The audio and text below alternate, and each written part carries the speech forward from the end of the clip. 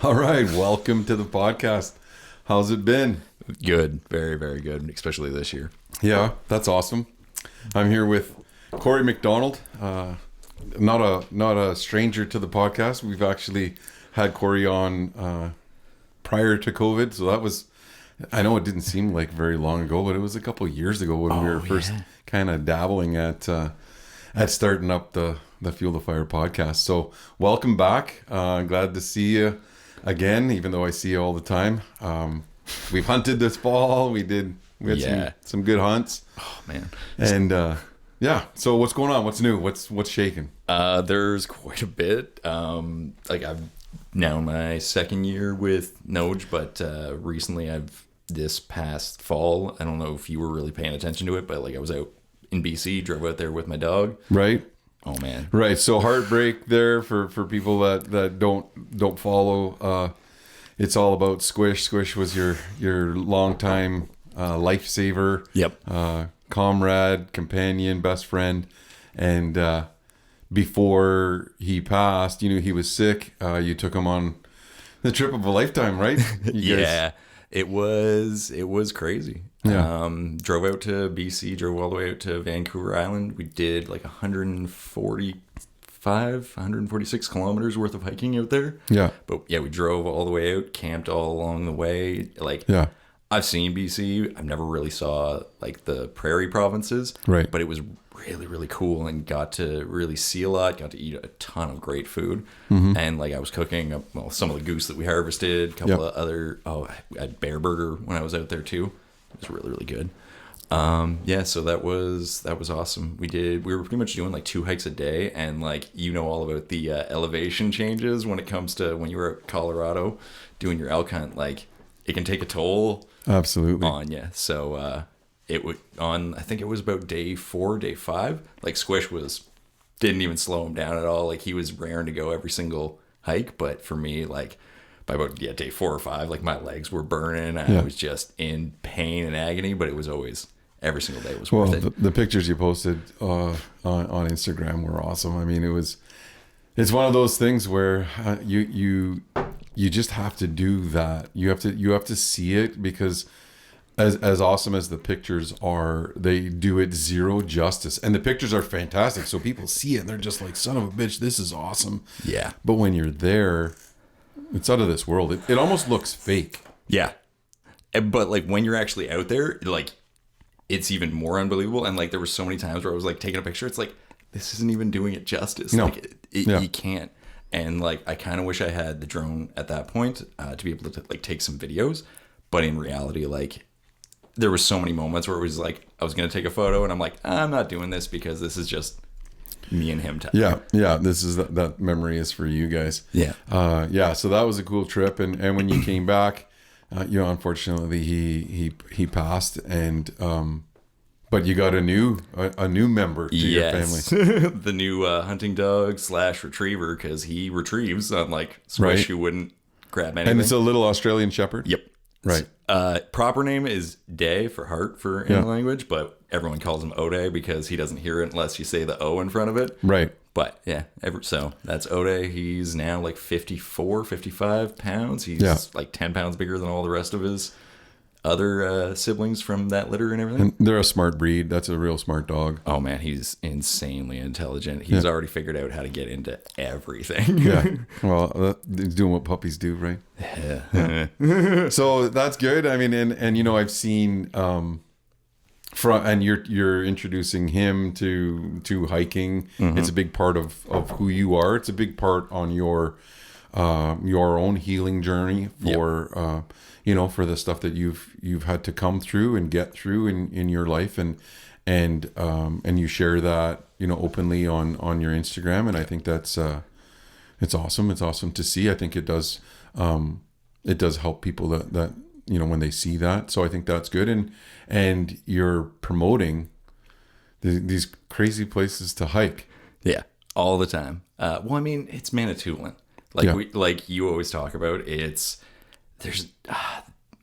I've been to a ton of different places, and there is nothing quite like the beauty of Manitoulin. Right. And we actually have a question from our audience, right? Because it's Jesse, And his question is, you know, if you were, he's asking for a friend.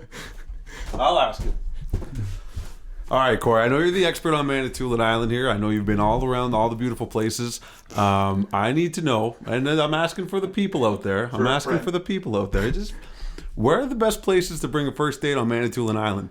We don't have the luxury of going out to the movie theaters, or we're going to these big places without going to Sudbury. So, for the viewers at home, tell them seasonally if you want to break it down. You can break it down however you want. Where's the best place to bring a date on Manitoulin Island? Okay, yeah, I'll break it down easily seasonally. And as well, like, do you want like sunrise, sunsets as well? Everything. Okay. So especially in the winter, like Bridalveil Falls is always very common, very normal, and like with all the work that Manitoulin Streams has been doing there, like it really is so amazing to go do that. Not a hard hike. You probably park down by the ODR or the Park Center. I can never remember what Park the name Center. of it. Yeah. But you park right there and just walk down. It's like in reality 2K.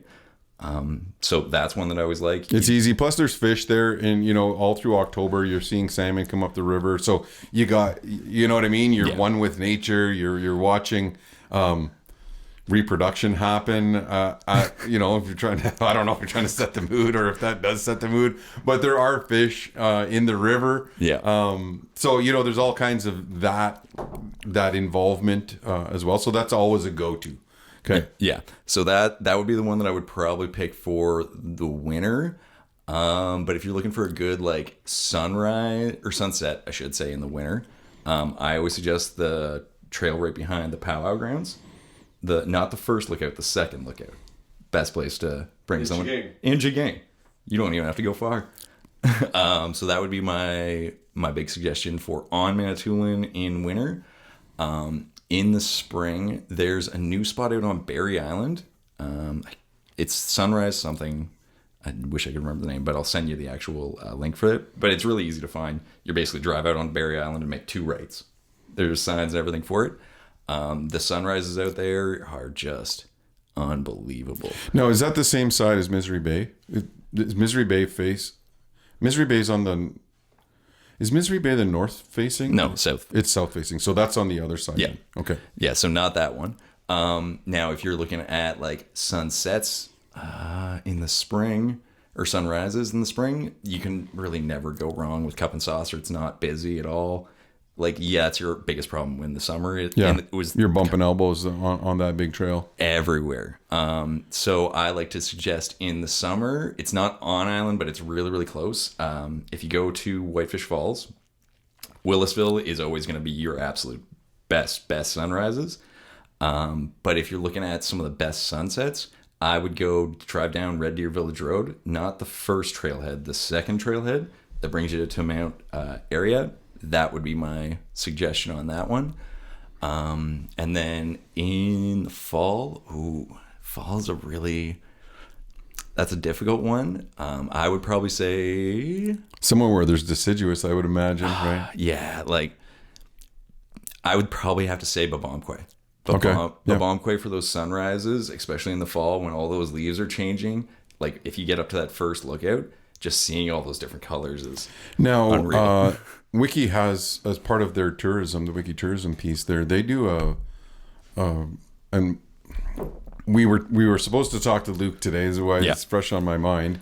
And Corey was going to come next week, but Luke had some things come up in family, and we were going to promote the derby, the fishing derby, and they canceled that today, unfortunately. So Corey was available and we bumped him up. But I was talking to Luke today, and they have that cooking, like you go and get I want to say it's kelp, but it's not kelp because we don't have kelp here. No, but they actually do the cooking. You pick it, plantain, is it? I don't know what the hell it is. I'm doing a I want to job. say no. I'm pretty sure it is plantain, like the actual plant, like the medicine. Yeah, yeah. And then they cover it and they make the fire and they cook the trout right in the clay, like they bake it in clay. Yeah. It's a phenomenal little trip for tourists to go on. Oh, yeah. And I think they hit that Babomquay trail. Yeah, well, I know that's like right at the trailhead is that little cooking area. Yep. So you have the exercise trail, which is like a kilometer down, and you can walk right down to the beach, which is right next to like Josh Squawkigan's. Yeah. Which oh man, his harbor looks so nice nowadays. But yeah, so they have also the Seven Clan statues right there. They have that little cooking area. Oh man. Yeah, it's a nice spot. It really is. They've done a bang up job there. And their guides are good. So yeah, and in the fall, I never even thought about that. But when the leaves are changing color, it's probably lit up. Well, and because it's wiki, like, yeah, you don't have big kind of swaths of like, this is one tree, this one tree kind of thing. In wiki, it's all different color trees or different kinds of trees. So you have, because there's a lot more biodiversity in my opinion over in wiki. But yeah, like you actually look at the trees and it's all different shades. It's not like you're seeing one patch here from places that have been heavily logged. Yeah. Wiki wasn't like that. So that's it. You've got your, maybe that actually is a matchmaking possibility. You might have heard it here. You never know. You find the love of your life on your first date on Manitoulin, thanks to Corey. All because of Jesse's question from the audience. So thank Jess. That's helping out the good people of Manitoulin and beyond. But yeah, so you've been doing some really interesting on those hikes. I see you have a drone. Yep. Right. And if you want to see some great aerial footage, go check out your Instagram, because all of those, your hiking trails, you're showing what it looks like from the air. Well, yeah. Well, and we were kind of talking about that before. Like, I want people to get outdoors. Like, we have so many amazing trails. I know Manitoulin is a lot of pub or private land, but like we have so much actual access to trails and all these things.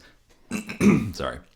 And like, with Noojmowin Teg, I've been doing a bunch of get outdoor videos, and it's basically just like I send the drone up real quick, give kind of a little gist of where it is, and then people kind of guess with it. And that's been getting a lot of feedback, and people have really been enjoying that one, I've been finding. It's, even here, we were shooting one of the commercials for the show, and Aspen was in the canoe or the kayak, and we flew overhead, and even though she was in it, she's like, "Where's that?" And I'm like, "No, that's your backyard." She's like, "No, that's not there." Just because of you could see the terrain, the shoals and what it looks like from the air. Yeah. This turquoise, these, limestone lakes in the summertime are just deadly for, vistas and the clarity. I mean, it's something else. And the drone gives that perspective that we just don't have, right? Yeah, like unless you were a bird, you just never get that same kind of perspective. Like I've been liking out on Goat Island, just north of Little Current, like the where the water's still open, where everyone fishes. Yeah, flew that. Oh, it was so neat, just seeing the different color gradients and everything. And and then like I didn't even realize it was there. There's like an old spot where the dock was, kind of thing. It was really, really cool to just like, you wouldn't even see it. Yeah. No. Unless from the air, and then it's clear as a bell. Yeah. And then I was like, I'm going to check this out a little bit more in the future kind of thing. Structure there's probably all kinds of fish there too. Yeah, I can't wait to like bring it to Tobermory and everything and go check out like all the different wrecks and everything. The wrecks, yeah. And like I know there's some on the North Shore here. I just need to find out where they are. There's one, and it's actually an interesting story in Little Current on... I wish I remembered this story, where the captain and his crew came into town, right? And they were partying. I imagined it was at the Anchor Inn, but it probably wasn't. Anyway, this was back in the day, and the captain refused to pay the crew, and they took that ship or that big boat and they burned it. And I'm pretty sure that wreck is at, is it the Marys? There's like West Mary. It's right outside Little Current. Anyway, if you look it up, I know that there's a wreck there. Apparently, I haven't seen it, even though I've been in there. I just didn't go looking for it. But that would probably look pretty cool on a drone. I'm definitely gonna have to try and find that now. Yeah, that'll be a lot of fun. Yeah, lighthouses, like all of those types of, that'd be cool to video. The Meldrum Bay one. Yeah. The one on the Dock Islands, right, which is like I think the last of 3 wooden lighthouses in Ontario. great history as well. And I've been to that side of the Duck of Great Duck, and seen the lighthouse there, and it's neat. It has it has roots. It has Manitoulin roots there in terms of commercial fishing and the Purvises, right? Because that was where they when they landed from Scotland, I think it was John Purvis, way back in the 1800s. That's the post he was able to get, and man that lighthouse because it was such an important shipping route, from the North Channel. So, and then they moved into Providence Bay after that. So an interesting twist, and I don't think there is footage of aerial footage anyway that I've seen of that lighthouse, and it would just be cool. Another added thing with the drone, absolutely. Yeah.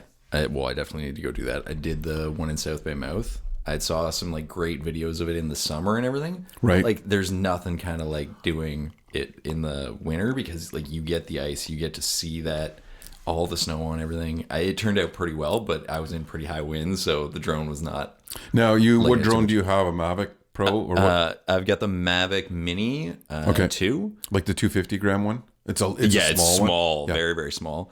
But I mean, like you don't need the same kind of license. No, you don't need a license at all. Yeah. Yeah, you can fly that. Like it's got its restrictions and everything, but like you don't have to have a pilot license. Yeah. Yeah. But honestly, like it's so great for like beginners and everything. The price point isn't the best. I think I paid about $650 in that range for the Fly More. Yeah. But I mean, I get basically an hour and 10 minutes because I don't always run the battery right to the end. Right. So I do about like an hour and 10 minutes worth of flight with the 3 batteries, and that's more than enough to do. Oh, it's a ton of footage because it's shooting it in 4K. Yeah.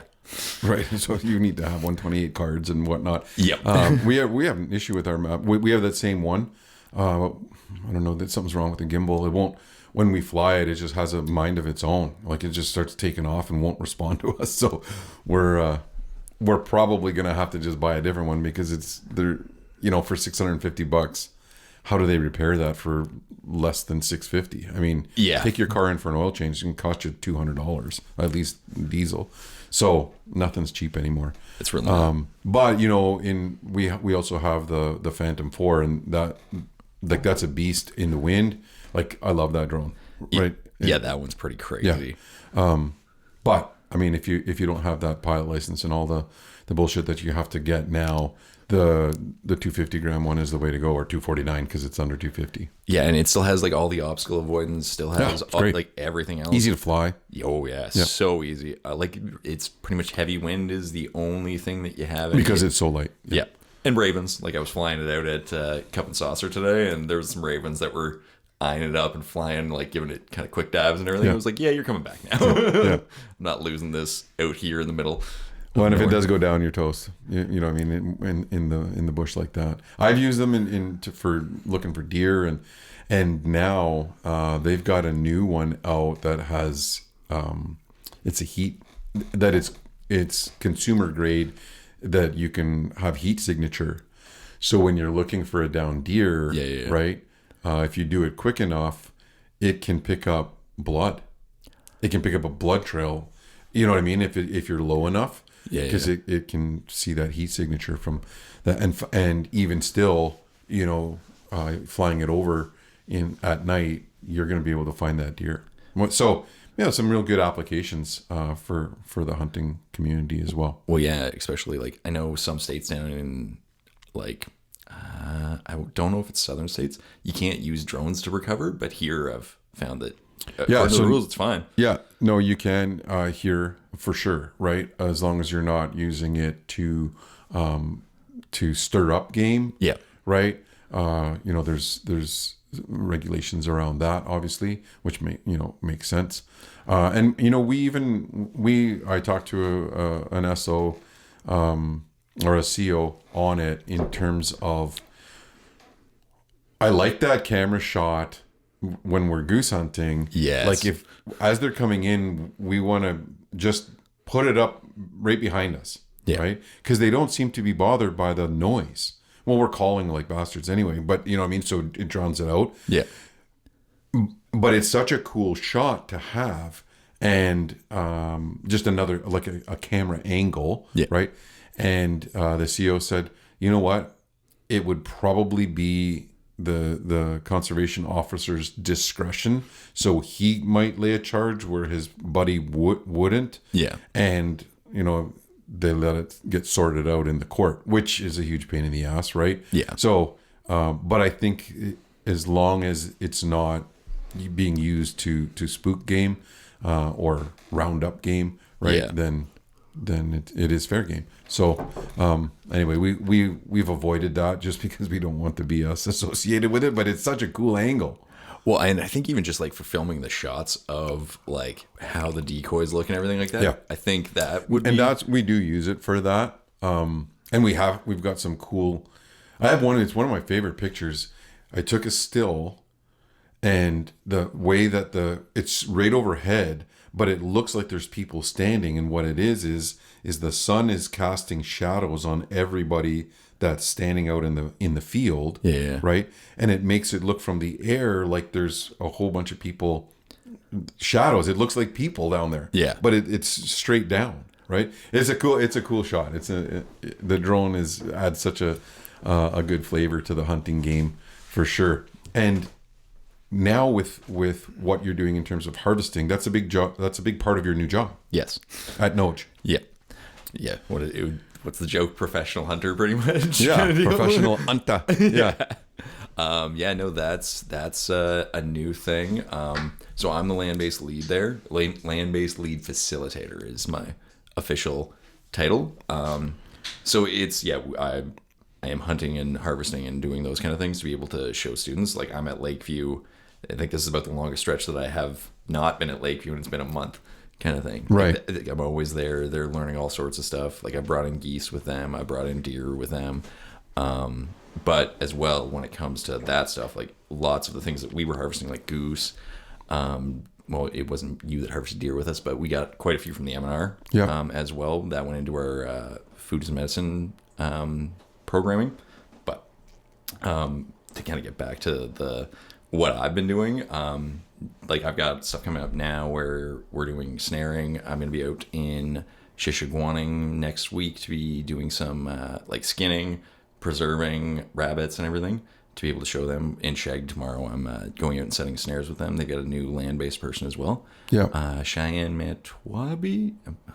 Cheyenne Manitowabi. Okay. Yeah. So doing lots of that kind of stuff. But so now that's in the public school as well as First Nation schools too. So you're doing them in both, right? Yep. Awesome. And the response, what do you like? What's the response like? Well, with Lakeview kids, they now get really, really excited whenever I'm coming because they know that they're going to get to see something interesting. Like, it's very interesting to me because like, lots of the kids now, they're like, well, what are we breaking down today? What are we doing today? Because like we started off with fish, and like we look at everything with that. So like we go through the organs, we go through like what you're cutting out, the Y bones, everything like that. Right. So it's a biology lesson. Pretty much. And like they've just taken that like and kind of ran with it. So now we obviously like cook those things that they got to see broken down and everything. Yeah. Plus as well, with the one that we got from the M&R that I broke down at Lakeview, that went into their community freezer, and all that deer meat went really quick to local members and everything. Yeah. So that's another really great aspect of being able to work with Lakeview as well, is they have their community freezer, so things that I can process, we can go right into there. Jess, can you turn off that heat pump there? Yeah, it is a great program, and there's a definite switch in education in terms of this reconnecting, with the land, and it's not just in First Nation schools. It's it's in provincial schools as well. Yep. And reconnecting with your food source, right? And that's it's such an important component to try and get students and kids and adults and everyone, just in terms of where are you in your own food system, right? I know at Three Forks Farms, out in Ice Lake. Like they're big into the organic, agriculture, and man, it's interesting. We love getting that food box, the weekly vegetable box. So with the food is medicine, we order that. I'm going to be out doing some stuff with Queck too, and they get the food boxes out there. Like, yeah, Three Forks is absolutely awesome. I'm so glad they came here when it comes to that. Just because like they're producing really good, really high quality, and getting people to think about not only where their food comes from, but the medical advantage. And I know I've said it, on the last few podcasts, but this notion of this kenko cha, this tea that you make from beets, like if you want to reduce your blood pressure, right, you can actually do that right now. With the beets, by boiling some beets and cinnamon and drinking the tea, and it's phenomenal. And you'll see it now, and you'll see lots of it. It's a nitric oxide booster, right? Right.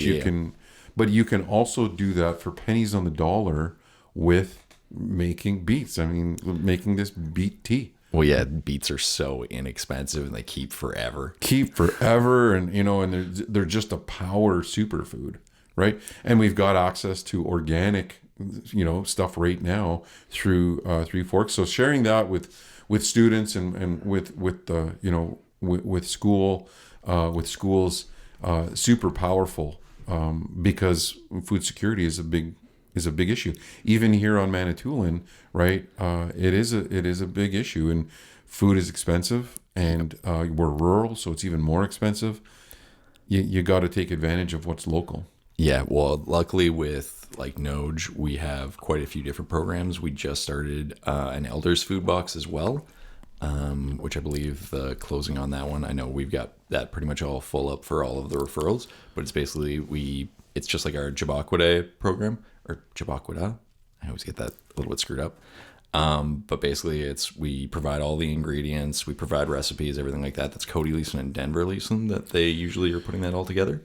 But yeah, we provide meals for people that they just basically create themselves. They'll get options with like moose, deer, rabbit. There's all sorts of different things that we get. We order some stuff, like we just ordered I ordered a half a bison earlier this year, so that's been going into a lot of food programming that I've been doing just because we were able to order a half one. But I know in the spring we're ordering 2 more from Duck Creek Farms out in Field.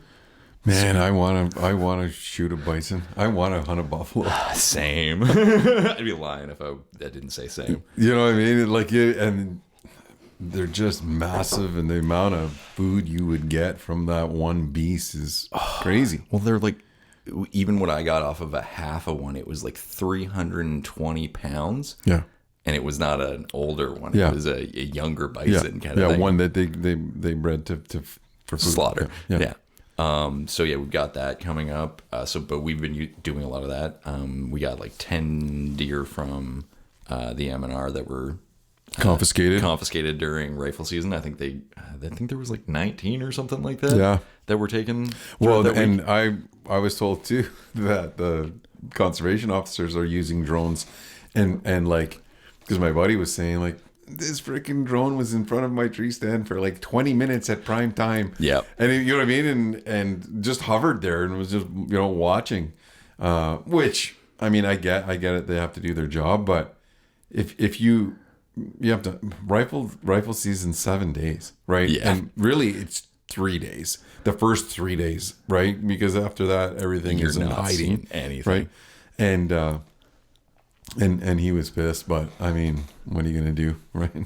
Although, speaking of like those first 3 days, did I tell you about the one, or did I show you the one picture of the deer that was literally right behind the hunt camp?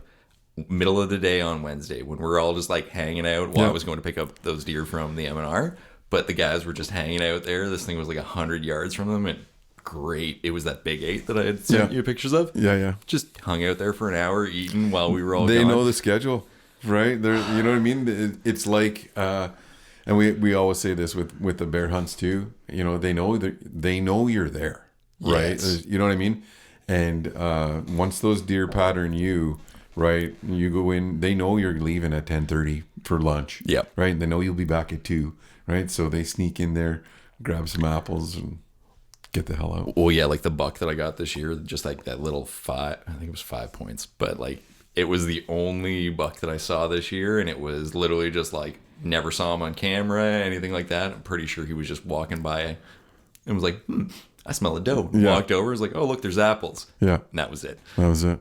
And yeah, that. It was a weird season. Well, it's a crazy weird weather season, right? I mean, it should be minus 20 right now, or it should be in the dead of like winter here, where people don't even want to go outside, and there's bare ground everywhere. It was 0 degrees today. Yep. I was ice fishing in my long sleeve shirt on the weekend, right? Like they canceled the Derby because Luke said there was 2 inches on the deep side of the cages in Manitowoc Bay. Yeah. Right. And then 4 inches in the middle, like out in 2 o'clock, 4 inches, and out in the middle. He said it was even less. They stopped going out because it was like 2.5 inches. Well, yeah, I was flying the drone over there last week, and I was like, ugh, this doesn't, like, it almost looked like it had just frozen. Just over. froze. Right. So, yeah, and that's been really, really weird because of how the ice has been this year. Like, this season's so... Yeah, sketchy as hell, for sure. Yeah. Which is a good call on the part of the organizers. I mean,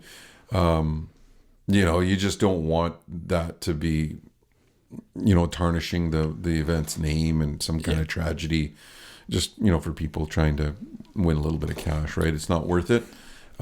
So they pulled the plug on the Derby. But, it'll come back next year even bigger and better, hopefully. Yeah. And maybe people will have their pimped hut. It's a great prize, right? So it's $10,000, but Yeah, it's a pretty nice prize. yeah. Yeah, no, and if you just look at like any of the pictures from the Derby, anything like that have been going in the past few years, like there's a lot of people out there too. Yeah. So it's like you have to have a ton of ice to just even have that remotely Yeah, you feel got comfortable. 300 people on the ice with their machines, and if it's slushy, there's not much ice to melt. Yeah. So this week, we're calling for rain on Friday, and just be done with it. Just be done with it. Yeah, well, I mean, I need to start getting out to bait my bears, that's for sure. Well, you would think that they might even be waking up early. Yeah, right? I think they probably will this year. Maybe, and start wandering around. I mean, even if we do, it's we're approaching the middle of February, right? And those bears get up, in the end of March and April, right, and start wandering around. So it could very well be, an early thaw. Well, it will be an early thaw, because we've already passed the dead of winter. Yeah. Right.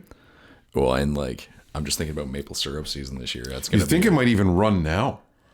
Well, I mean, the weather's right for it. I know that they were talking about doing it out in St. John's Island or something like that. They were already. I saw it on the news. They were already tapping out there. So I mean, yeah, I've been thinking about that kind of more and more. But I'm also like, it's February. I might just leave. That's a lot of work to be doing right now. Yeah. You know what I mean? You kind of leave that for when there's nothing else to do. And right now there's still enough ice to fish, and we're catching fish. So it's a little bit more work. You're not as comfortable because you're not in a heated shack and drinking whatever it is you drink in the shack. Yeah. But it's ice fishing, and it's a little bit old school. So I don't mind it at all, and it's not miserable. So yeah, I mean, get out there. I'm sure there's going to be probably a lot more people that are investing in the pop-up ice huts and everything like that. Well, I mean, that's what we use for work. We've got one of those double wide ones, and you toss a heater in there, and it's pretty much a sauna. Yeah, you're good to go. 15 minutes. So you don't have the same kind of weight, but it's definitely not as nice as some. I do see a shack out here. The first shack came out yesterday, permanent shack anyway. And I was over there. There's 6 inches of good ice. But still, if it gets mild, like it doesn't take much to, sink it. Sink it. I honestly don't think we'll be getting ours out this year. No, I still remember a few years ago when we had to get salts out of the ice, and we had jackhammers. Johnny and Trav were out there just hammering away trying to get that thing pulled in. It was up past the floor, right? So it was toast. Yeah. Yeah, that's happened to me before too. It blew off. It blew off in a windstorm, blew off the blocks, and there was, this much ice or this much water on the ice on top. Was that last year or the year before? Year before, and then it flash froze and froze the whole shack into, right to the bottom of the floorboards. It's a nightmare. Like it is. It's your best to just leave it, let it melt, and hopefully you'll be able to get it free, right before you get it off the ice, because it's done. It's toast. That's and always. We wrecked the shit out of that floor. We have to put a new floor on it. Oh, really? And the floor's like the worst part on that one. It's hard to beat that. But so you got this crazy program in terms of getting into schools, because that's it. That's where change happens. Everyone knows it. Yeah. And we've always known it because we're teachers. But this notion of changing perspectives and really letting it sink in. You're part of the soup days, yes, right, at Manitoulin Suck, which is a great program. John Balf, Diane, they're organizing these soup days. They got you on board. Yeah, I'm in there once a month now. And some with the food locker, or oh yeah, so and then as well with the food locker, they've got us now producing. It's once a month. We're doing just over 100 meals, give or take, depending. Basically, it's if we order a little bit too much ingredients, kind of thing. So not last week, but the week before, we're doing it every third. I'm pretty sure it's every third week. On the Wednesday, we basically prepare meals. So what we dropped off for last month, it was moose chili and like homemade tomato soup. And the moose chili's been definitely going out. Big there. hit. Yeah. I mean, it's not like it's chili. Well, yeah, it's chili and it's free to them. So that's what we're trying to do. So yeah, we've got that. It's currently at 100 per month, depending on how it is that the food goes. I mean, before they were getting like pizza pockets and stuff like that. And yeah, like they actually get an option for a bit healthier of a meal. They get protein rich. Yeah. Well, and it's Cody that's like creating the recipes and everything like that. So he's always focusing because he's low carb or something like that. But once again, that was to deal with health issues that he was having. So he is now really, really focused on that. He's our child nutrition worker. Cody Leeson. Yeah. So that's been really like a big focus on that. I don't know what we're doing next month. I know next week when I'm back at MSS for soup day, I'm doing some kind of bison stew. That's awesome. That's awesome. And, hopefully soon, like this year in 2024, you could have Sandhill crane burgers. Yes. Hell yeah. Because there's a season. Yep. Is my understanding. There's going to be a season on Sandhill cranes, and we are in the migration path of those prehistoric birds, right? There's so many. Like you go out to Spring Bay and especially in like the planting season, there's hundreds of them. And if there's something that's destroying, you could, and I talked to a farmer that lets us hunt out there, Bruce Wood. He said, you can see those sandhills, go behind his planter and just pick out every seed, right, that they've planted. Well, you had Alex on last week. Yeah. And like they did, I think it was like 3 rows of corn out at the flower farm. Yeah, done. 2 cranes walked through in an afternoon, just gone. Cleaned it. Decimated it. I think they got like 6 stalks or something like that from it. They were planning on using it all. Yeah. Oh, yeah. Not going to happen. No, but and they're good to eat, right? So not as much meat on on the breast is what I thought, but I bet you there's a lot of marrow in those legs. I didn't think about that, but there probably is. Like, right? You chop that up because there is in turkey legs, right? Those are big legs on them. I don't know. They're 3 feet long. So long legs too. Like I bet you could make some good broth with that and a ton of nutrients in there. Yeah, because didn't you do that with soup days before with turkeys? Yeah. Yeah. Right. Chicken feet and the turkey feet and everything. Right. And kids love it. Kids love doing that. I know Diane has some kids even doing their volunteer hours, like on their prep or on their spare, where they'll come in and volunteer their time to peel potatoes and get vegetables ready that they can store for later. Like it's just an all around win-win. Yeah. Right. Well, like the one that we did just before Christmas. I did that with Matt Fowler's class there, the Ravens class. And like it was really fun to do that with them. They're really interested. They like to talk about stuff, and they get marks for just like taking pictures and all this kind of stuff with it. Yeah. But they were kind of enjoying that stuff, being able to come in, ask some questions, help out with a little bit of stuff, and then go back and do whatever it is that they were working on. So no, that's fantastic. And you're also in schools doing the NAS program, so the National Archery in the Schools program. We certified you to be a basic archery instructor, and now you're taking that show on the road and going to communities and schools. Last summer it was really, really busy. We were pretty much in places like 3 to 4 days a week. We did Chishagwaning, we did Mindamoya, we did Little Current, Manchwaning, AOK. Like those Eat it up. They were there every single day, like no, without fail. Other spots you didn't have like the same kind of commitment, but yeah, like AOK was huge. But that's also Caleb McGraw. He was the one that reached out about it. Now I think he wants to get his certification as well, because he just fell in love with it. He bought my first bow, like the PSE that we were talking about before. He ended up buying that because he just fell in love with archery. And like, I get it, because there's lots of kids that have really, really gotten into it. And like, whenever we go, especially Little Current, I had a couple students that like they were from home, like they were showing me pictures of like how they were doing, like not with their regular bows and everything. And yeah, they were really, really into it. And you picked up a new bow? Yes, I did. You got a bear? Bear, yeah. Yeah. Once again from Dennis. Yeah, Dennis from 10 Point. Plug for Dennis, a shout out.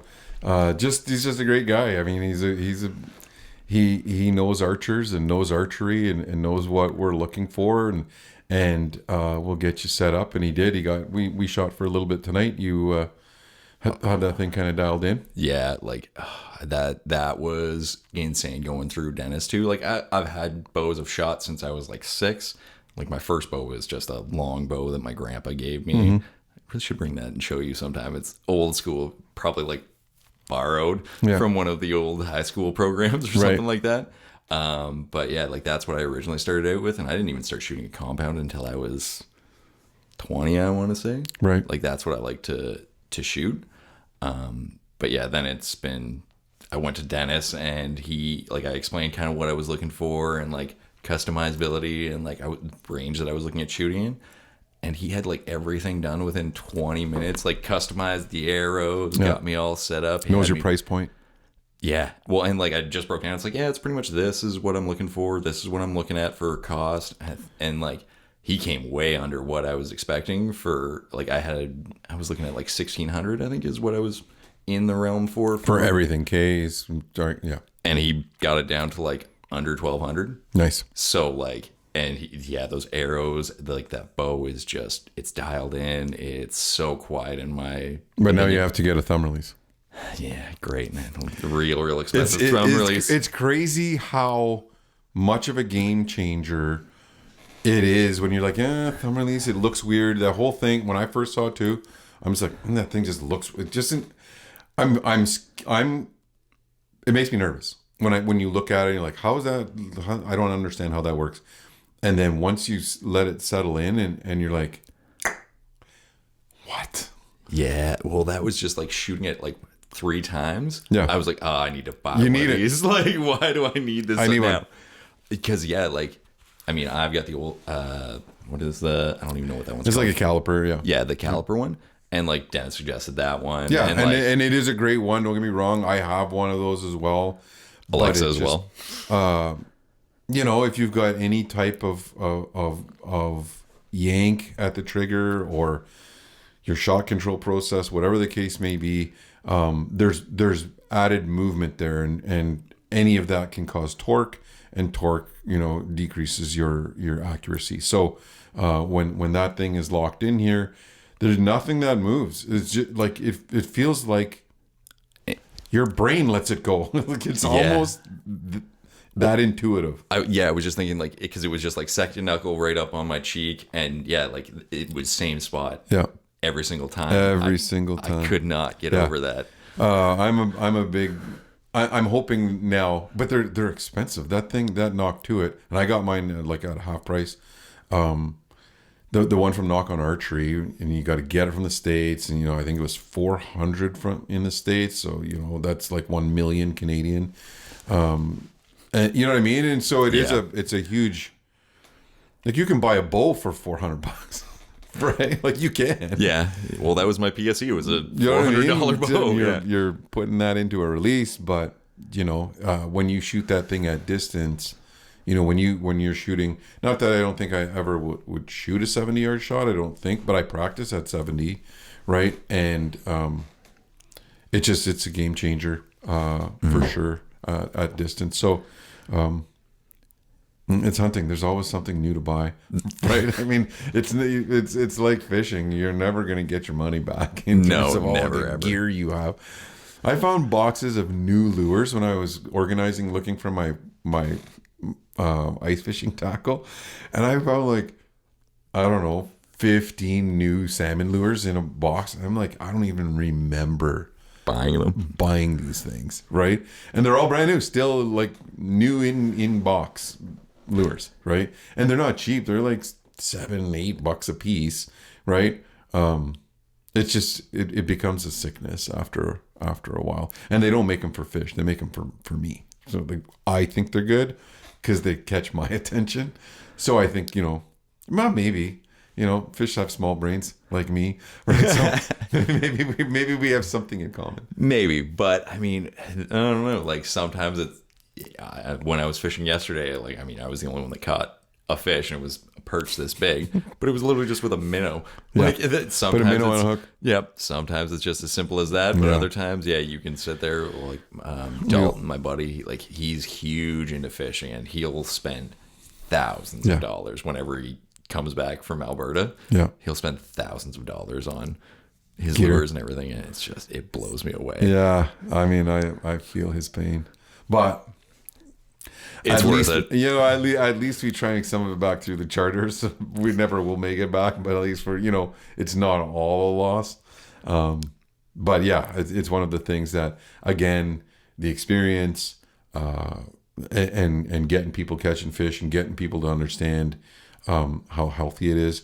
It always amazes me, and I've had some Asian clients that there are some cultures that just get it, or they haven't lost it. I think we all had it at one point. Yeah. Right. But I had this Asian couple that comes out, and they book every year. And when I clean the salmon, like I put the heads in one vacuum seal, I put the torsos in the other one. The only thing that they don't take is the tail, right? And then the fillets go in separate. Oh, and they don't take the guts, but they take the roe. Right? Yeah. But like everything, and they make that into a fish.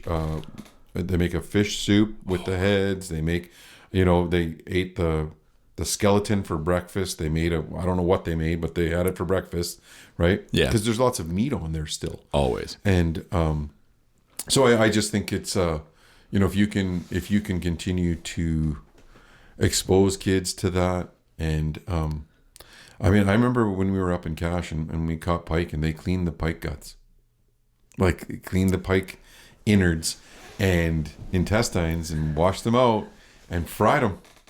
Like they ate that. They didn't. And my buddy Robert would always say, "Nothing is wasted." He would when we were doing that. Yep.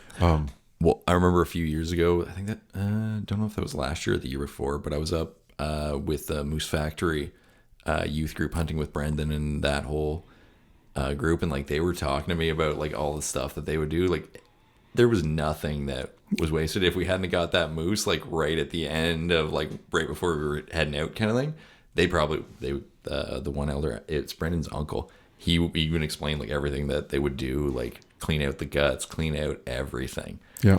And like I love that. Yeah. I definitely don't do that when it comes to deer guts or anything. Like I like my hearts, and that's pretty much it. Yeah. I don't even really do livers unless it's and technically I think for here it's cadmium or something like that. Yeah, levels, just because of all of the pesticides that get dumped onto our into this area. maybe not so much on the island, but still could be. But definitely in the like where we moose hunt, you know, in that Sudbury area, there was a lot of toxins that get stored up in the liver. So they were saying, and I don't know what the latest is on that, but you know, that it's not advised that you eat moose liver or deer livers just because of the amount of toxins that build up over time.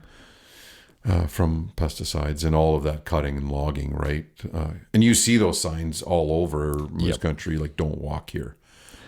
You're right, in great big blueberry patches and all, like right. And there's bears and moose and everything in there. They can't read those. No, signs. they can. Not even when they put it in Cree, they still can't read it. Definitely can't. Yeah, but yeah, that's one that always I hate how that goes on up there. Well, you know, and Joe Terrio from Air Ivanhoe, we did a show with them in season 5. They brought myself and Bone, and we brought Gregor, one of Johnny's friends, as a camera guy. It was so much fun.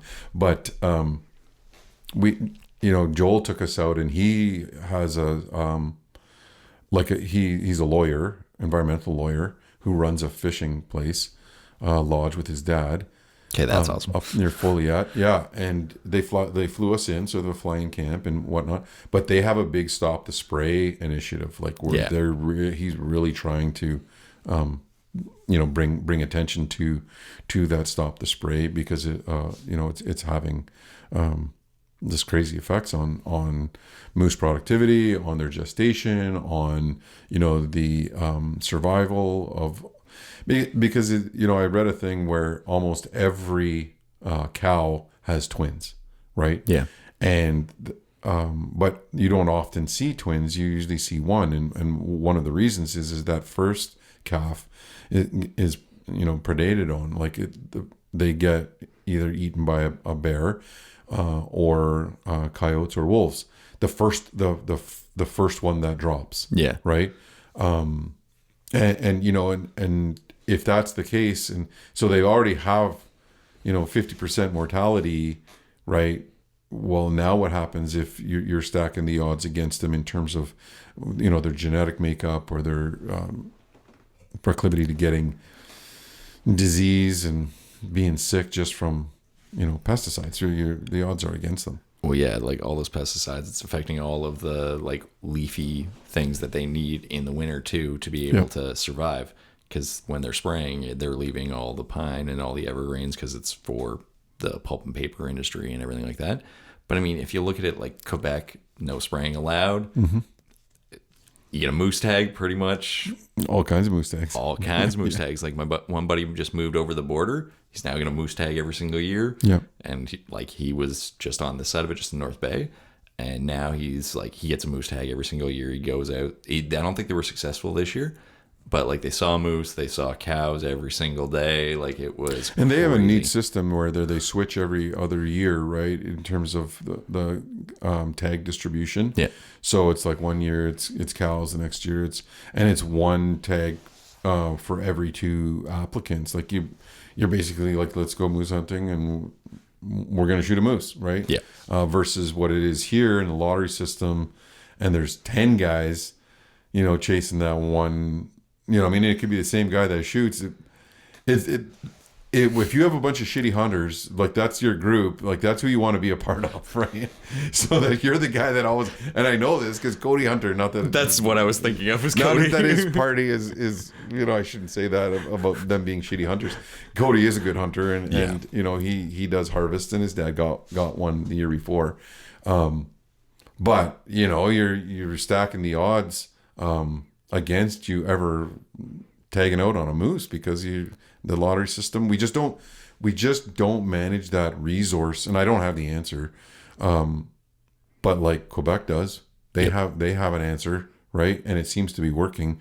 We should, you know, take a look at some of these systems that do work, and give people a chance to harvest, you know, more than one in their lifetime. Well, yeah, and that's just it. Like, I think you look at moose hunting Ontario, and some of these guys go like 10, 15, 20, 25 years without. Yeah, 25. I think that's it. 25 years is basically, you know, your shot at now with the point system, right, of drawing a tag, and then you're taking 10 guys with you. Yep. Right. So even if you do draw that tag, you might not be pulling the trigger. Yeah. Well, and like how much meat is that? Yeah. 10 per. Like I remember our first time that I got a moose was 5 years ago now, and like it was split between 5 people, and It's gone in 2 months. Gone in 2 months. Like, you know what I mean? You're getting 120 pounds of meat, which seems like a lot, but it's not. It's just a box of meat, right? And if that's all you eat, it's gone fast, right? You're eating, we cook hamburger. I have eggs and hamburger, right, for my breakfast, and do that 10 days in a month. And well, I still think of like my first year hunting. I got 3 deer that year. Like, that was a long year. That was like October 1st. That was also the year I fell out of the tree stand, but that was October 1st, right up to like the end of muzzleloader to get those 3. yeah, It was. and there's not a whole lot of meat on a deer when you break it down realistically, right? I think a deer is, I want to say it's like 38 or 40% of meat to weight ratio, of actual meat to weight. So if you got 100-pound, even a 100-pound doe is a big doe, right? You're only getting 40 pounds of meat, and that's a little box, Yeah. right? And bears same way. Bears even less. It's the least amount of meat to pound ratio. It's at 30%. So that was one of the things our butcher said. He's like, I always want to have my hunters show them how much meat isn't on a bear. Yeah. Well, I mean, I kind of into the first bear that I got this year, like I couldn't get over how little meat I got from like 120-pound bear. Yeah, there's no meat on it. It's like you're getting maybe 35 pounds of meat. Yeah. Because of heavy bones, heavy coat, big heads, like they're bears, right? Yeah. But they're not, there's not a whole lot of meat on them. No, like, well, that one was a kilometer drag out, kilometer and a half. Jade came and helped me get that thing in it. And it was like, this is a lot of work for something that 30 pounds. Yeah, like you could almost debone it right there and put it in your pack and be gone. I think right? I think New Year. Yeah. This year, I think that's what I'm gonna do, just because like that was a lot of work to get that much meat that out. much. Yeah. And take the skull, bring out the paws, you know what I mean? And and really, bear fur in the spring, especially, if you're getting it into June, those hides are no good. It's actually a really thin, they don't use it for any leather. Either you're making a rug, you know what I mean, or you're not, right? And they don't use it for any type of craft. It's just, the leather's not good. No, like my hide went to Kim. She's using it for welcoming ceremonies. But yeah, seemed like a lot of the weight came just from the head and the hide kind of thing. Absolutely. I was lucky because I harvested before May 24. I didn't get eaten alive by bugs like someone. Like Jess, yeah. Well, and me as well. We both got tore up. That week was brutal. And there's bears everywhere. I love that week. It's such a love-hate. I know we've talked about it already, probably too much on our podcast, but it's just so awesome. In terms of how much we love that hunt and how much we hate that hunt, just because of the freaking bugs. And this year though, I kept, like, I said, I'm never going back there to camp without a bug net for my bed. Right? So I know where my bug net is. You don't know where your bug net is. No, Jesse doesn't. I know he doesn't know. He's gonna Google, like, on Amazon and order one right now. Probably. Because if you don't have that bug net over your bed, you will go insane in your they just find a way in. They find a way into the cabin. Ours came down the stove. Right, they came down the stovepipe when they smelt our CO2. Yeah, right, and came down the chimney and then infiltrated our camp, and it was unbelievable because it's hot, and you know what I mean. You don't really need a sleeping bag, so the only way to get away from them is to get into your sleeping bag. But then you're dying in there because it's 9,000 degrees. Yeah, it's way too hot. So anyway. Bear hunting is is new, but it's such a good meat, right? It's something we don't do a lot of on the island, especially island niche. Yeah. And I don't, I think that could change with time when people realize the quality of the food. When we realize that we're not all Bear Clan, right? Like not everybody is Bear Clan. And when I knew when we didn't cover those teachings, everybody thought they were Bear Clan. I know I did, right? I wanted to be, you know what I mean? It was like Brother Bear. I wanted to have a whatever. But now people are understanding, you're Crane Clan. You're right. You're Caribou Clan. You're whatever. So and there will be less of an avoidance of that. And mine came the first time I tasted it.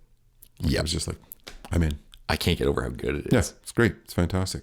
Right. And like, so I mean, I give away a lot to people and everything, but like, deer goes pretty easily. Moose always goes quickly.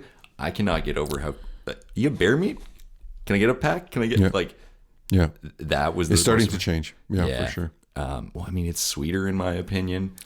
I harvested young ones, so like a few weeks ago, actually almost 2 months ago now, I did like a whole bear ham in the oven, cooked it nice and slow. I think it was internal temp like 195 to kill the trig, so it came out like medium. No, it came out basically well done, but like a nice juicy well done. Yeah, yeah, it's good. Yeah, it really is, and I think, well, we're not, that's just it's a great addition to our, to our game chasing. So we're all in for bear for sure, and we will be. I'll always hunt bear now, right? And with a bow and with like it's just awesome. Well, yeah. Well, you and my cousin were talking about like harvesting with a bow, like with the bear, and I mean, I did the crossbow. I'm going to be using the compound this year for sure. Because I mean, I took like a shot at like 11 yards or something like that. Yeah, they're right in front of you.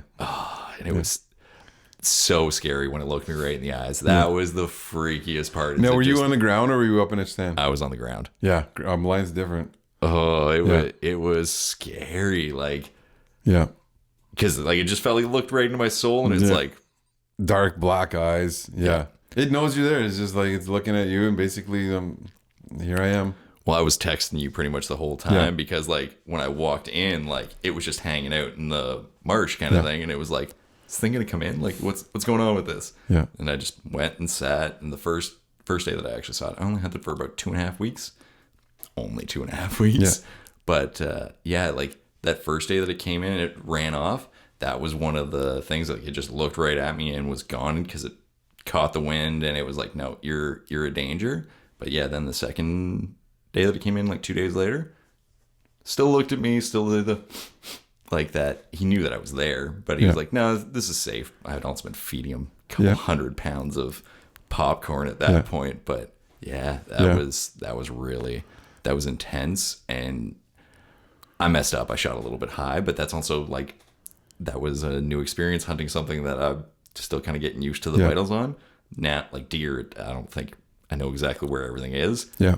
Bear, I screwed up with that one because I shot way too high. Right. But it ran, it moaned. That was a really, really hard experience because it, like, well, we talked about my connection with my dog and everything like that. That really threw me off. But like after it was done and everything, like I was talking with you about it, it was, no, that's food. It's hunting. That's what it is. And Jess and I talk about this too all the time.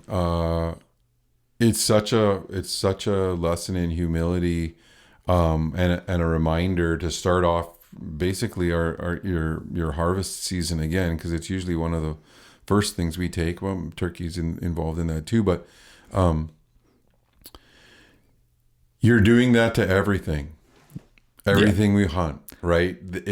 It reminds you that when you kill it, you're killing it, and you're killing a turkey, and you're killing a deer, and you're killing a moose, and you're killing fish, and you're killing rabbits, and it reminds you that that's the process you're stepping into, and it should be revered, right? And it deserves all of the respect in the world. It just changed.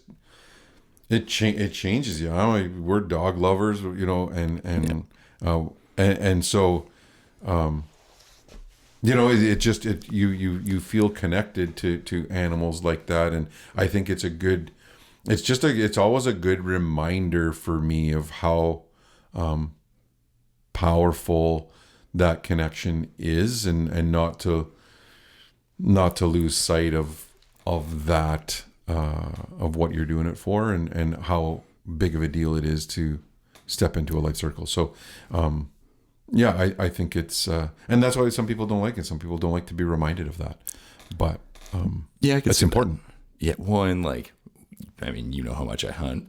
Like, there's very little that like I don't feel that remorse, feel that like pain from. Exception to geese. Geese, I like shooting Turkeys. those things. Turkeys are ugly. No, I'm just kidding. I still need to get my first turkey. Yeah, well, I mean, it's the notion of stepping into something else's life cycle, right? I think you just need to, you know, I feel bad when a bird hits the window, right? I mean, you do, and you know, there is a little bit of, there needs to be that, right? There needs to be that respect for life. So I think that's what the bear hunt does for me, as well as provide us with some really tasty pepperettes and some good hamburger and everything else. But yeah, for sure, I think that's important. Now you have, so there's something going on this week. It's a big deal. There's a Miss Universe coming to guest speak. Okay, Jesse's getting a little bit into your head on this one. So we have the Chasing the Fire conference. Okay. That's at MSS. That's it opens at 10, closes at 2, but we got a bunch of stuff. Miss Universe, now I'm forgetting her name. Jesse looked that up. But yeah, so we have her. We have Lindsay Taboski from, she's doing beam paints option there. We've got badminton. We've got archery. Jade's going to be doing the instruction for that one on that day. And we've got a bunch of other booths that are going to be there. So that's open for parents and their kids to come experience a little bit and just like see everything that we've got. So that's during the day on Friday. So for Friday, it's no, Saturday. Saturday. Yeah. Okay. Yeah. So Saturday 10 to 2. Saturday 10 to 2. Yep. February 10th. Just okay. This coming Saturday. Yep. 10 to 2 at MSS. Yep. There'll be all kinds of activities, and they can check. So where do they find out all of the happenings of Noojmowin Teg in your programs? So the best spot to kind of go for that stuff is always right to like Nooj's Facebook page, which is just on Noojmowin Teg. So Noojmo, it's NOOJMO -Teg. Yeah. Right. No. Noojmowin. Noojmowin. Yeah. Teg. .ca or .com? .ca. .ca. Yeah. And because you guys got all kinds of crazy things happening. There's, you're moving and shaking, which is great. You're doing some instruction into small group, into big group, into schools. You can be invited in on a whim, right? Like they just got to get a hold of you. Oh yeah. Well, and that's mostly what it is I'm busy all the time because I'm getting requests all the time. Great. That's fantastic. Talking about food security and harvesting and all of those things that, we find really important, and giving people access that might not otherwise have access. Well, yeah, like that's great with the Food is Medicine program that we have now as well. Let's see about getting Denver on here. But yeah, like the Food is Medicine, we're putting out thousands of pounds now of just wild game, fish, that kind of stuff. With either like Jabaquada, MSS, all those different options. And like, we were providing it just to First Nations in general. So that's been really, really great. But yeah, as far as like requests to get me in, it's give the office a call, go to the website, whatever. And make the request and then just, you'll find time to get into the schedule and away you go. So we do, every podcast we'll do a rosebud and a thorn, kind of to wrap it up. A rose is something that you really it's something that is a feel good, you're happy about, it's a success. A thorn is something that that's something that's a pain in your backside, or it's got your goat right now, it's an irritant of sorts. And then bud is something that you're looking forward to. If you have to choose Rosebud, Thorn, what's going on that would fall into those categories? Oh, that's actually, I really should have thought about this one before I came in here. The Rose, for sure, that's just like my job. Like without a doubt, like being able to do the things that I do, which like for sure, like all the work that you did at Lakeview and everything, it definitely sets the stage for like that land-based sort. Same with like Noojmowin. Like you guys really kind of set the stage for things like this to be possible and to be accessible. So that would probably be my Rose. Thorn, the sheer busyness of it. Time, trying to be time management. Yeah, well, not even time management. It's you could use 3 of me all around the island. Well, not even 3. You probably need like 5 just to be able to like cover everything and go out and do all these kind of things. It's something that we were missing for a while, and now that it's starting to make a comeback, it's trying to get people to be comfortable bringing even just students outside, like not even when it comes to hunting and fishing and that kind of stuff, just bringing kids outdoors. That would probably be mine. And then a bud of things to come. Bear season. Bear season? Yeah, bear season or turkey season. Like, I don't know. I'm really raring to get back out there, to get back out and hunt. I don't know. That's probably mine. Well, to get a bear, to get a turkey fired up, I mean,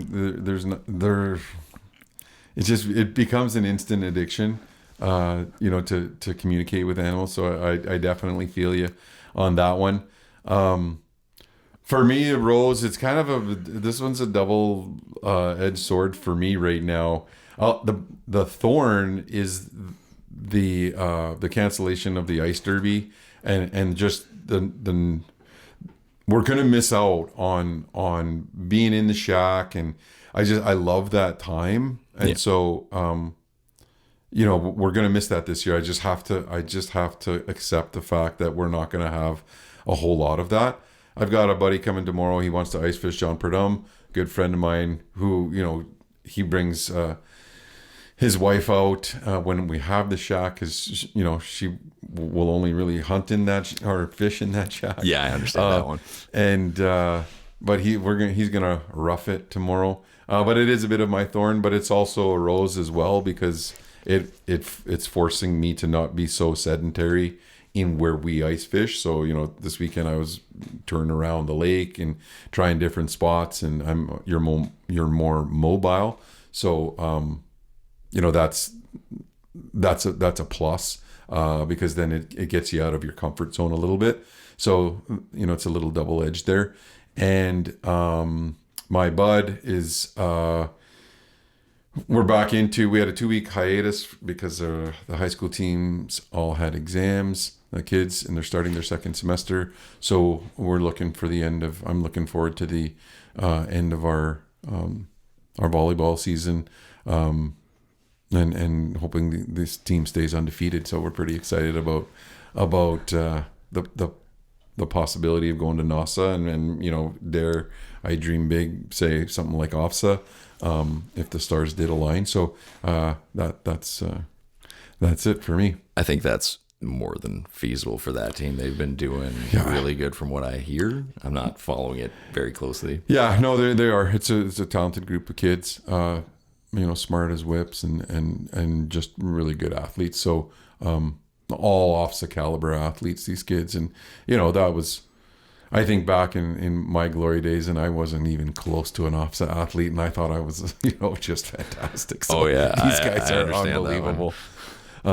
But yeah, you know what, dude, it's always great talking to you. I'm glad we could bump you up in the schedule and at a moment's notice, and promote this thing this weekend. That's great. 10 to 2 on Saturday at MSS. Feel your passion, feel the fire, and come check it out. Also got a couple other things that needed to shout out to. We also have on the 17th, there's bowling with Charlene Corbier. Yeah, one of my coworkers. That's in Espanola. That's from noon till 1 and 2 to 3, I believe is the time for that. And then the day after, there's free skiing at Boogie Mountain through Allison Dodge's program. Awesome. And that one's from, I think, 10 to 2 as well. And that's the 18th. I'm just trying to think if there's anything else that I need to shout out. Oh, the Manitoulin Streams trade show. Right, the angling show that's happening and we're going to do a whole feature on that one coming up this spring. But if you're looking for something to do, check out the Noojmowin Teg Facebook page. Yeah. Call the office, check them out online, and there's always lots of things going on. And if you want Corey to come in and talk to your kids or talk to your community, then he'll fit you in a schedule. I will always fit them in. Awesome. Awesome. Cheers, bud.